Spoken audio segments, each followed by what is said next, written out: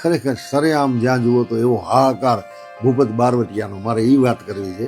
એ ભૂપત બારવટિયાને મઢડા એમ થયું કે મારે મઢડા માના દર્શન કરવા અહીં આવે છે સાહેબ. ત્યારે એવી ઘટના ઘટે ભૂપત બારવટિયો જ્યારે મઢડા આવે છે ને ત્યારે ખરેખર આવે છે, રોકાય છે, જમે છે, કારવે છે, માના દર્શન કરી નીકળી જાય છે. આટલી જ વાત. પછી ઘટના એવી ઘટે કે એને ખરેખર 3 દિવસ પહેલા ગવર્મેન્ટે ગુજરાત સરકારે એક નિમણૂક કરી જીવાભાઈ સાહેબની. જીવાભાઈ એટલે ખબર મૂળીના અમારા જબરજસ્ત સાત્વિક અને બહુ ધર્મભાવનાથી જોડાયેલા ચારણ અને એકદમ એનો મતલબ બહુ કહેવાય ને એવા અધિકારી કાબેલિયત. એ કાબેલિયત સરકાર થયું કે જીવાભાઈને આ જો આ કામ સોંપવામાં ઉચ્ચ અધિકારીએ નિમણૂક કરી. મુકામ જુનાગઢ થાય છે. એકાદ દિવસ એ અભ્યાસ કરે છે ક્યાં તકલીફ છે, ક્યાં એનો ત્રાસ છે, ક્યાં ક્યાં વિસ્તારમાં કેમ જાય છે, જાય તો ક્યાં ક્યાં અવરજવર છે, એ બધી તપાસ કરાવે છે પોલીસ વાળાને કાગળોની મૌખિક ચર્ચાઓ કરીને. અંતે એને એમ થયું 2 દિવસ થયા પછી કાંઈક આગળ વધુ હાલો ને મઢડા માના દર્શન કરી આવું.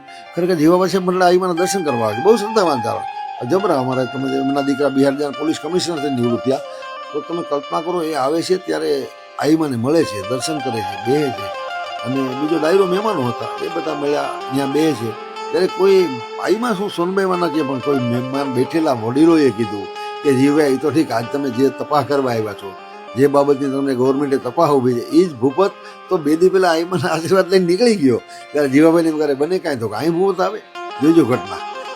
હવે એ આવે એમ કીધું ને તો એને એમ થયું આ લોકો સાચું કે હું કે હાલો ને હું માં પાસે જાઉં. માં કોઈ એમ કે છે આ ભાઈ કે ભૂપત અહીં આવેલો તો હા.